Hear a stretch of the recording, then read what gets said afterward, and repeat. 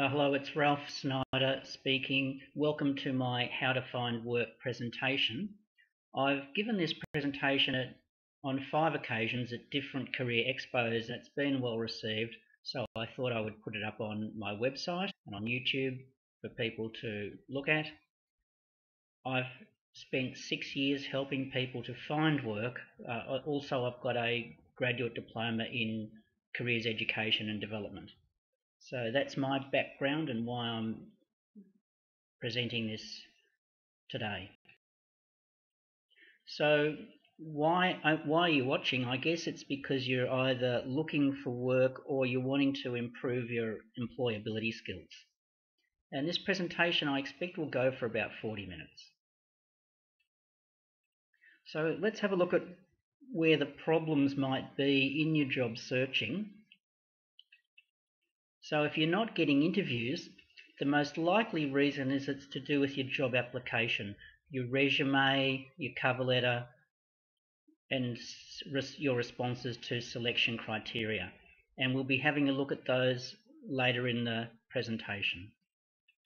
The other reason might be that you're not aiming for realistic jobs. And by that I mean, I had this client, he was going for these $100,000 logistics jobs when he had a certificate in logistics but no experience. He would never get one of those jobs, and he spent 2 years and he had 2 interviews over the 2 years. The other problem that will happen to people is they're getting interviews but they're not successful. They're not getting the job offer. So we'll look at how you can improve your answers to interview questions, and that involves doing a lot of preparation prior to the interview. Let's look at the different methods people use to do job searching and the success rate. So if you look at Yellow Pages, the 60-something% of people who use Yellow Pages find it to be a successful job search method. Now, these figures are from a book, What Colour Is Your Parachute, by Richard Bowles, and he reissues his book every year, and every year he has exactly the same figures in it. I don't know where he got those figures from, and while we could argue that the figures may be a little inaccurate or have changed somewhat, the main point that I want to make and have you take away from this is that internet ads is the least successful method of job searching. Only 4 out of 100, 4% of people using that method find it successful. And the reason for that is that it's a fairly passive form of job searching. Many jobs are never advertised. It's part of the hidden job market, and you're not going to find them on Seek. So you've got a large number of job seekers applying for a small number of jobs on the internet. And so we'll be looking at how you can access the hidden job market, anything between 60, maybe 80%. I've even heard figures as high as 90% of jobs are never advertised. And today we'll talk about how you can access those jobs.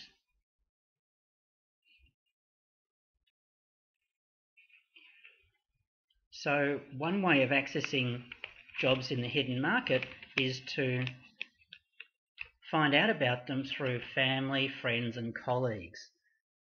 People may know of a job opening at a particular company, or they may even if you tell them that you're looking, they'll keep an eye out and let you know when they hear of something.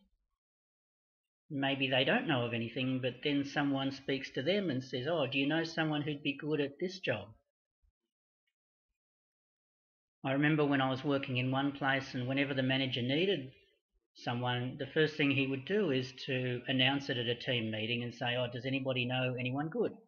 So for this we're looking for someone for such and such a role. So people tend to prefer someone who is referred to them rather than someone they don't know.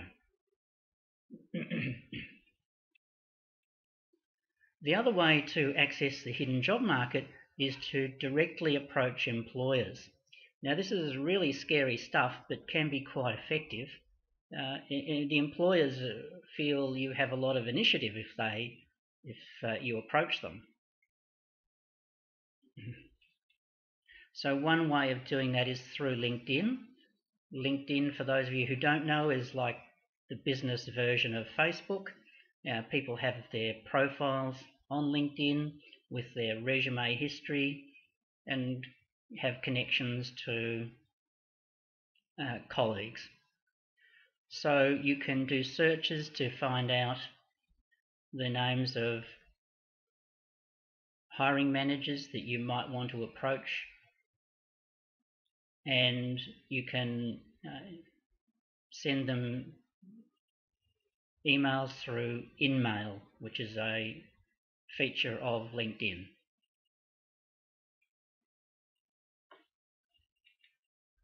Another way is to send an email to a hiring manager. So you might find out the name of a particular company you want to work for, and you find that person's name either in a business database or perhaps on the company website or perhaps from LinkedIn. You can guess their email address and send off an email to them. I've got templates of standard marketing letters. If people are interested, you can email me and I can send you a template. My email is given at the end of this presentation. So marketing letters are a way of saying, can I meet with you? I realise you may not have any jobs at the moment. I'm really interested in your industry, would like to learn from you more about the industry and what sort of work it involves and where the opportunities might be.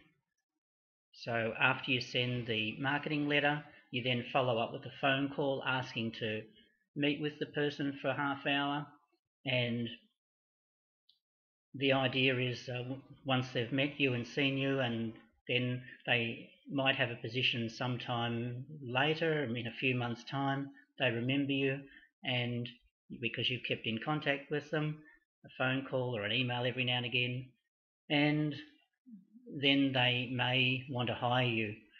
Why would they do that rather than advertise? Well, it saves them a lot of time and a lot of money.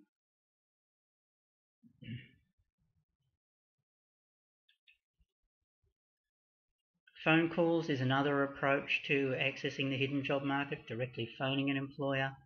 You really want to speak to the hiring manager. You really want to avoid speaking to human resources. The reason is that human resources tend to be risk averse. They also may not even know a position is coming up for advertising. They may not realise that your skills are suitable for a particular vacancy, which might be technical in nature. So you really want to be speaking to the person who's going to be doing the hiring. That's the hiring manager. So you want to avoid HR. Sometimes if you call and say, and you say to the receptionist, I want a job, I want to speak with the hiring manager. Well, no, that's not going to get you the hiring manager. Then they'll just put you through to human resources. So you need to actually know the name of the hiring manager. It's good if you've already sent them a letter. So when you call and speak to the receptionist, you can say, you say, I'm wanting to speak to, and then you name the hiring manager, and they say, will they know what it's in relation to? And you can say, yes, I'm following up on a letter that I sent them last week. It's how to get around the gatekeeper, the receptionist.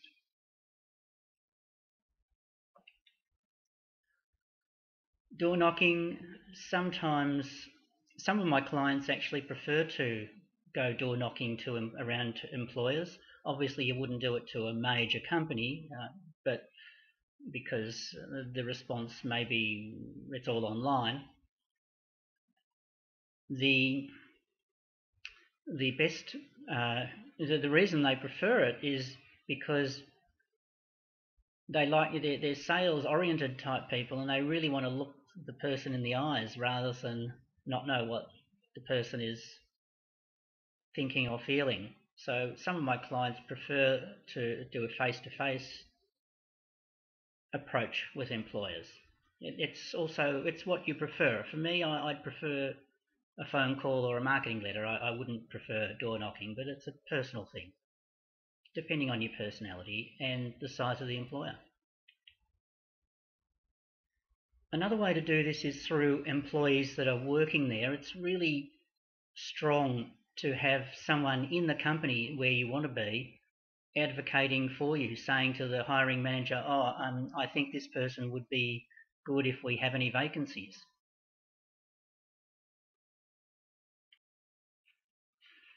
Let's take a look at resumes and see how they can be improved. It's really important to, when you're describing your duties, to start each duty with a power verb. So, and to make it quantitative. So you might say managed 10 staff. You might say wrote a report. If you say wrote a report, it doesn't really tell me a lot. If you say wrote a 500-page report with 2 staff working for you and it won a $10 million tender, then that's very quantitative and it's going to be much more measurable and impressive.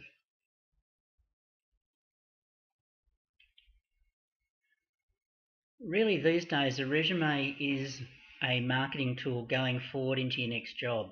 So it's great if you can make the job duties you've done look a little bit like the job duties that you're applying for as much as possible. You may not be able to do this depending on how different the new job is you're applying for compared to what you've done. But I always give the example of a taxi driver who is wanting to change to be a call centre operator. And at first glance you think, well, they're totally different roles. But they've got quite a lot in common. Both deal with challenging customers. Both need good communication skills. Both probably have some financial transactions occurring. So if the taxi driver changes his resume to say, managing, so it's excellent communication skills, managing challenging clients, then that would those are transferable skills to call centre work.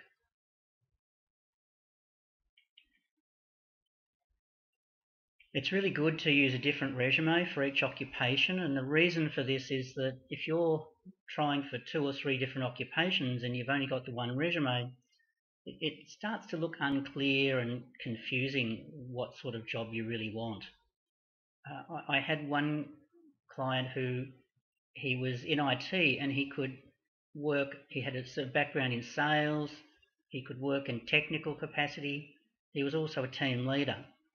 And he was putting all that in the one resume. So, and it wasn't clear what he really wanted. So what I suggested was to break it into 3 separate resumes. One resume identifying his sales, highlighting his sales background. Another resume highlighting his technical skills. Third resume highlighting his leadership skills and experience.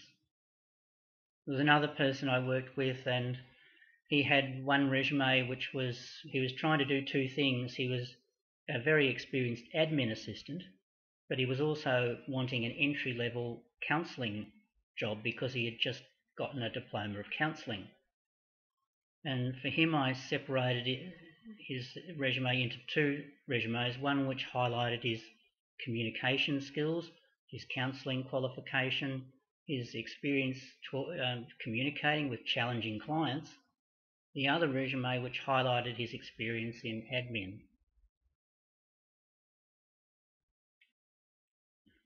Other points to note with resumes: it's good to have a career objective or a career summary or career goal, and that needs to be a 2 or 3 sentences, brief, clear, so that someone reading it knows exactly what you're wanting to do. Too often I've seen read a resume and it's, you can read half a page and you still don't know what they're really wanting, what sort of job they're wanting. So something like bridge engineer with 15 years experience and a background in major bridge construction, successful bridge construction, seeks new role, that sort of sentence. So I suggest you write your resume yourself, but certainly get someone else to check it. This is because grammatically it's important to get it right, and you might miss something if you don't get someone to check it, especially for people who English isn't their first language. It's essential to get someone who is good at English to check your resume. For each job, it's good to have an accomplishment statement. So that's a statement, something like, it might be that you sold 10% more than you were expected to in a particular month. It might be that you won an Employee of the Month award. It might be that you built a $300 million bridge within time and within budget. Some achievement that you're proud of. Gaps. It's not good to have gaps in resumes. I know that a lot of people will be out of work from time to time for a variety of reasons.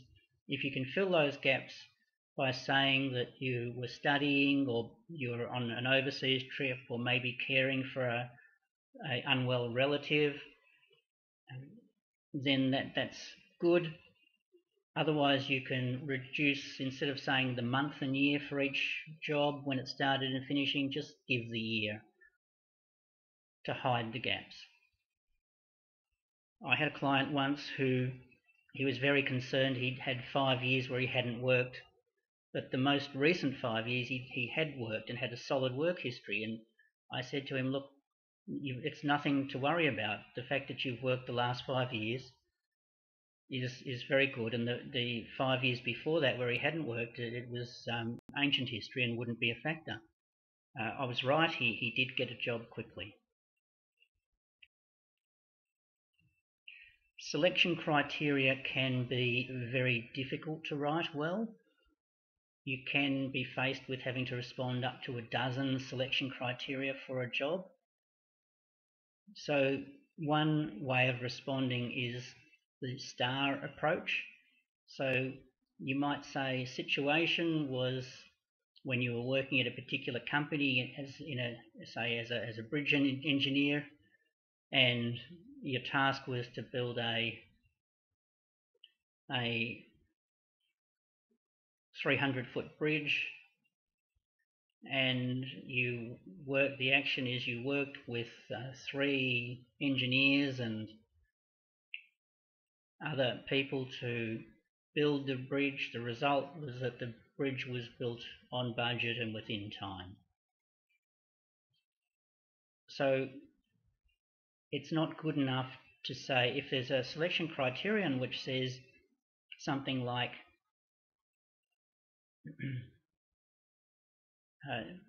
excellent communication skills, it's not good enough just to say, oh, I've got excellent communication skills.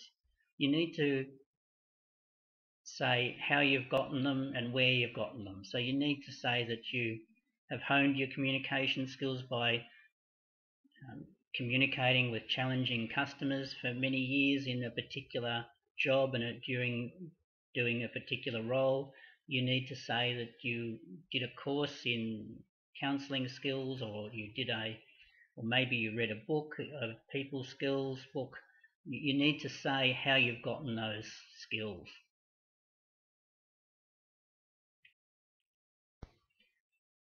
For some jobs, you don't need to respond to selection criteria. However, what I suggest is just to highlight the key requirements in the job ad and then respond to those in the cover letter as you would to selection criteria. So if they say excellent communication skills required in the job ad, then you need to say how you've gotten those skills.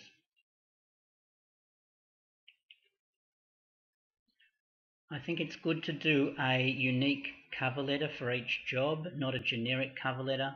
And the reason for that is that employers will see very quickly if it's generic and will realise that you're just have little interest in their company. It needs to be specific to show interest. Social media is becoming more important these days. So LinkedIn, we've already spoken about a little bit. Make sure that you have a suitable photo of yourself in LinkedIn, and that you have people are having many connections these days, or the equivalent of friends in Facebook, and employers are starting to look at LinkedIn before they make a decision who to interview. They're looking at how many connections people have. They're looking at how many endorsements and recommendations people get from their connections. Facebook, just be a little careful with Facebook that you're presenting a fairly professional image. An image of you being drunk on Facebook in a photo is some employers might look at that and be a bit concerned about interviewing you.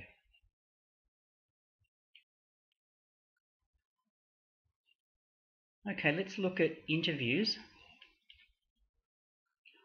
So preparing for interviews, it's really important to read the position description. So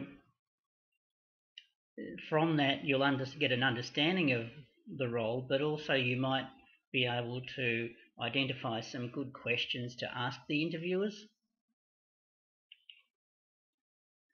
Browsing the company website will give you information about what that company does.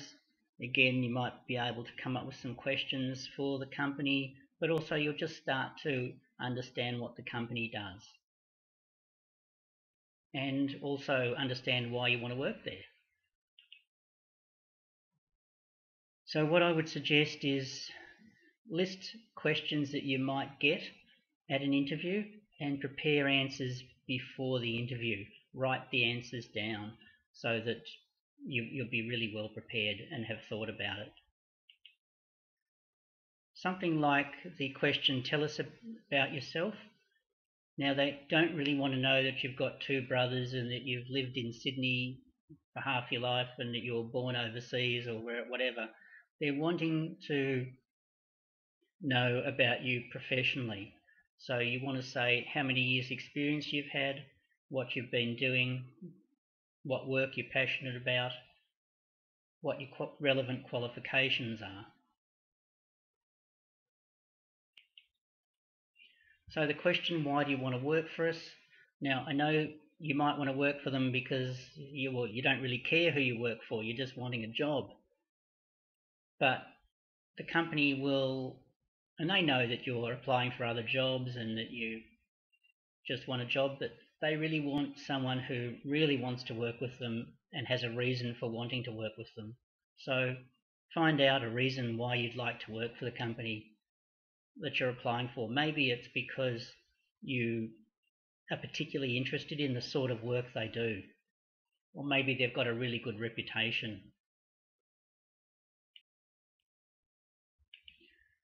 What is your weakness? This is another question that can come up, and a good way of answering it is to sort of turn it into a strength. I mean, you could mention a weakness that's unrelated. Obviously, you don't want to mention a weakness related to the role, because then it might count you out of the job. But what you can do is say, oh look, my trial balances used to not be very good, and then I went on a course where I learned how to do trial balances, and then I was commended by my manager for my excellent trial balances. So you're turning a weakness into a strength. So it's really where something might have been weak and then you made it stronger.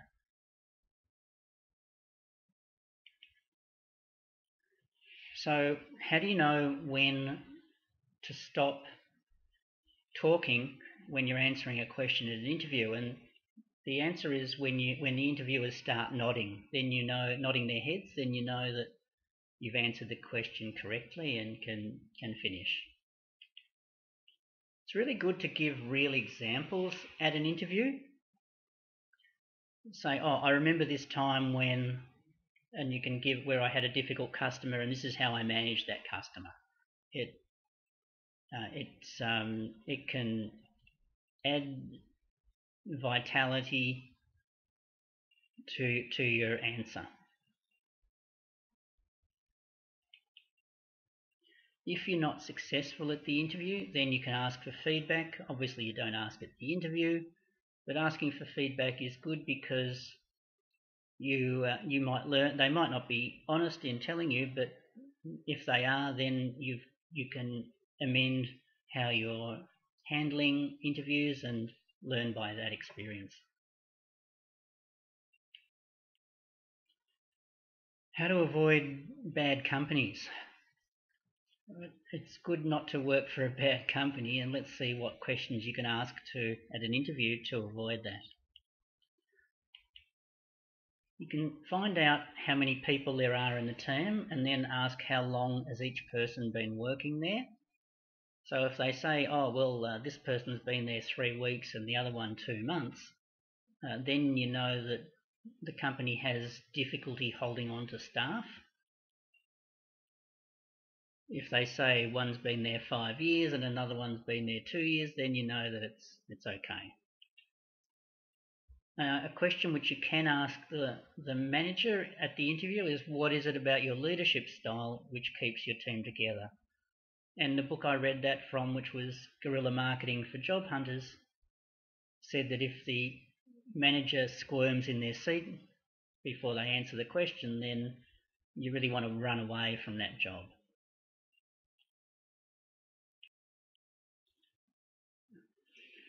Let's look now at recruiters and how to work with them. There's only about 10% of jobs available through recruiters. It's not a huge number. Their interest in you will depend on the sort of jobs they have. If they have jobs that they can put you forward for, then they'll be quite interested in you, but otherwise they may not be interested at all. So they may end their conversation by saying, send us your resume. So a person might think, oh, great, I'm sending off my resume to a recruiter, whereas really the recruiter just wanted to end the conversation. So not all ads that the recruiter puts in are real jobs. Sometimes they will go to an employer and say, oh, have you got any jobs coming up? And the employer might say, oh, well, we might have a couple of project manager roles coming up in a month or two. So the recruiter will place an ad for project managers, will get the resumes in, will select people and interview them. And now whether or not those jobs actually come through or not, they may, that project may not even get off the ground. The company might source those positions internally.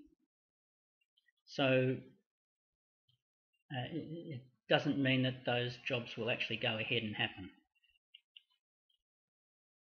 Some recruiters only work with candidates, whereas other recruiters in the company might work with employers. Ask them how they work. I think most recruiters do work with both candidates and employers, but if you've got ones who work just with candidates and others which work just with employers, then you want to ask and you're meeting the recruiter who works with candidates, you want to ask that recruiter if you can meet the recruiter who works in their company who works with employers, because then the recruiter will be much better able to sell you to an employer if they've met you. Most recruiters don't read cover letters, so that statistic came out a year or two back. So if you're sending off an application to a recruiter, I wouldn't bother writing a cover letter. Let's look at the mental side of job seeking. Job seeking is tough. If it was easy, I wouldn't be making this presentation. So the first thing to do is it really requires a lot of persistence and never giving up.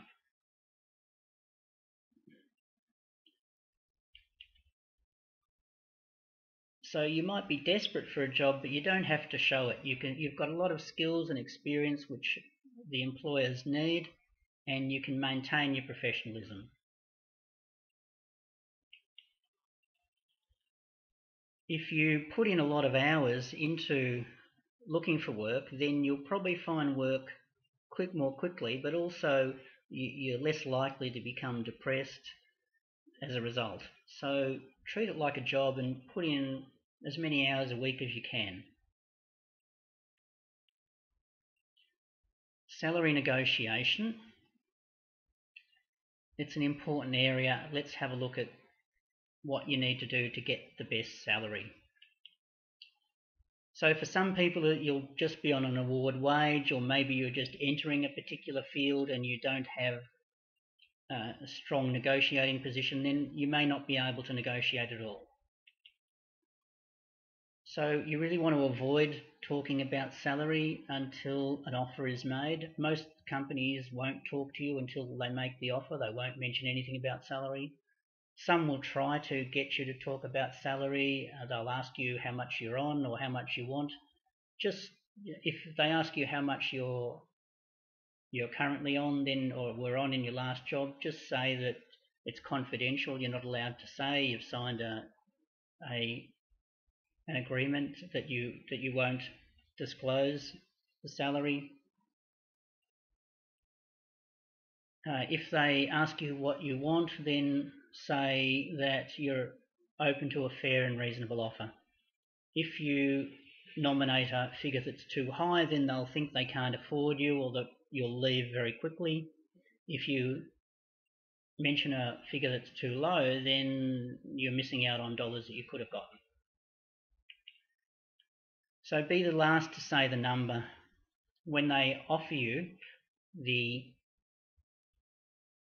if they offer you the job, then say thank you by phone call after the job. Then say thank you, I'm very interested, and then a little while later you say you'll get back to them soon. A little while later you contact them and you say, look, I'm very interested, wondering if you can just review the salary and given my skills and experience. And then the person will say, oh, what are you actually after in salary? And you say, well, if you can just review, I don't have a figure in mind. So then they'll usually come back to you with a 5% increase because they don't give you top dollar to start off with. And if they don't come back with an increase, then you can graciously accept, say, look, I really would like to do the job and happy with and happy enough with the salary. Otherwise, you could always decline the job if you don't want to take it. It's important to know what sort of salary you should be getting, and so you can speak to colleagues, you can look at job ads, you can look at Job Outlook or My Future websites to find out what the salary you could expect is. You could speak to recruiters and ask them what sort of salary you could expect. So to summarise, what we've been talking about is what to do when you can't find work, the sort of problems that you've been having may be relating to not getting interviews or getting interviews but no offers. The methods of job searching including hidden job market, how to network with colleagues or friends, or directly contacting employers. How to do a good resume, make sure you have a good objective and power verbs for your starting off with your duties.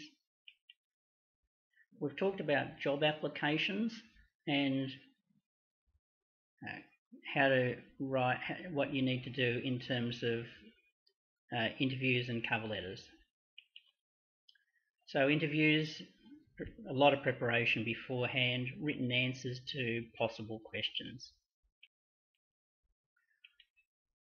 And how to work with recruiters. Well, they may or may not be interested in you depending on your background and skills and what jobs they've got. And we spoke about the mental side of job seeking and just keeping your spirits up, doing as much job seeking as you can, but also really changing your job search strategy every now and again when whatever strategy you're using isn't working. I remember I had a client who, a person, he wasn't a client, sorry, he was a person who came to my first how to find work presentation, and at the end of the presentation he came up to me and he said, and I talked about this job search strategy and changing it when it wasn't successful. He said, how frequently should I change, or when do I know to change my job search strategy? And I think he sort of expected me to give some sort of answer like, 3.72 weeks. But I think really it's if whatever you're doing isn't successful after a while, then it's time to change. If a person was applying for 10 jobs a week and it's been a month and they haven't got any interviews, then I'd be looking at doing something different. And we spoke about negotiating salary being the last one to name the figure. So if you've got any questions, please feel free to contact me, and also happy to hear your feedback on this presentation. And please browse my website and look at the services we provide. Hopefully we'll be able to help you find work faster. Thank you, and good luck.